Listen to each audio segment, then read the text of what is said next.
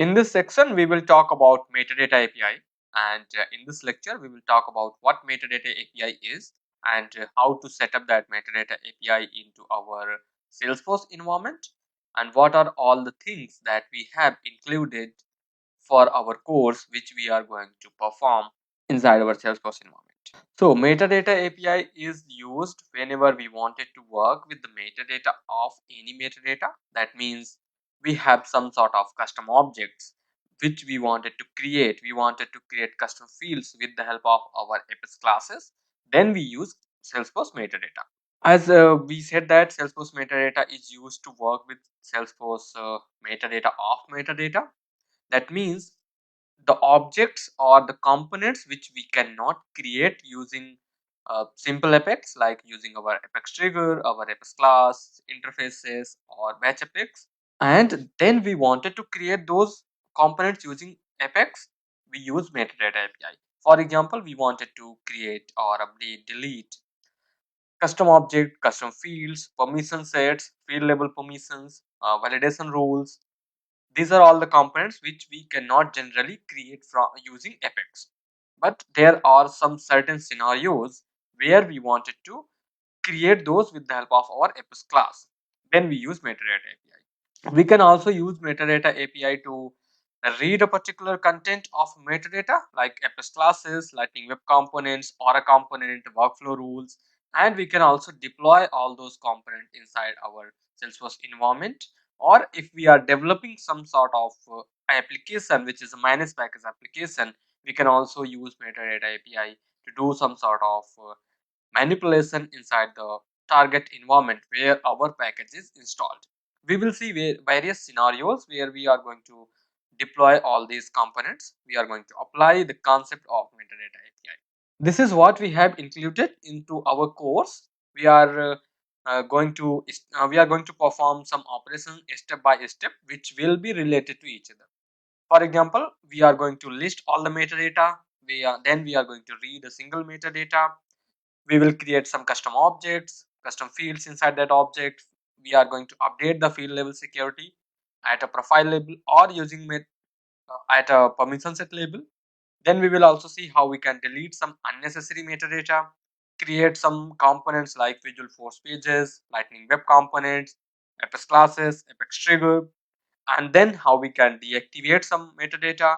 And at the end, we will see how we can delete custom metadata record.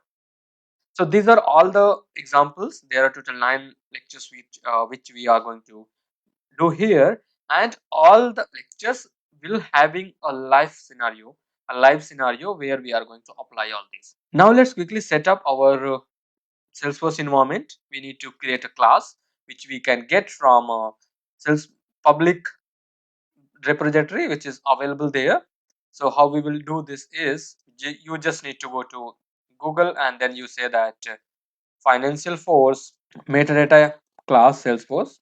You can just quickly Google it and then you can just open either first or second link what you get.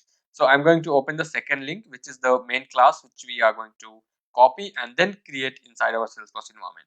So this is the class that we have, metadata service.cls, and I'm going to just click on raw file so that we can just see the complete code over here.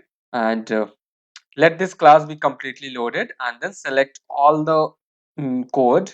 Go to your Salesforce environment. From the quick search box, type Apex class and then click on new button over here. And then we need to paste all this, the code which we have just copied.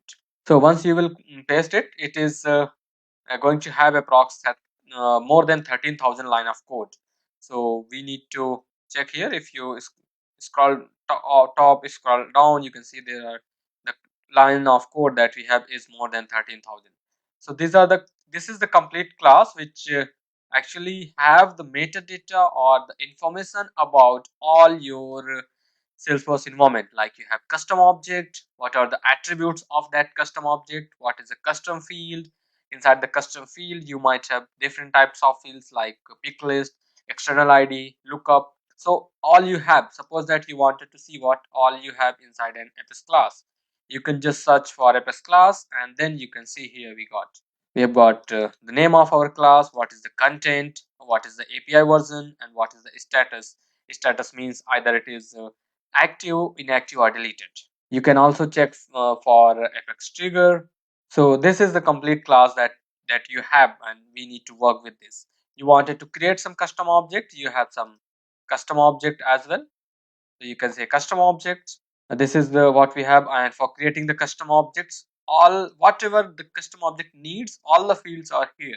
So we just need to use this class in our Salesforce environment, in our basically environment, and then create that. I already have this class inside my Salesforce environment. So what I will do is I will just quickly replace the class with the new content whatever I have got it from here, because this class is something which is being updated on regular basis, and because Salesforce is doing some Salesforce is releasing some updates every quarter. So this class is also getting updated every quarter. So you can just go ahead and make sure that your class is updated so that we can use and we can work on the updated version of our Salesforce metadata. So that is this is what you have to do for this lecture, and from the next lecture we will talk more about like how to create some how to create the connection, how to make the call out, and then how to list some metadata like profiles and all. So this is it for this lecture, and I will see you into the next lecture. Thank you.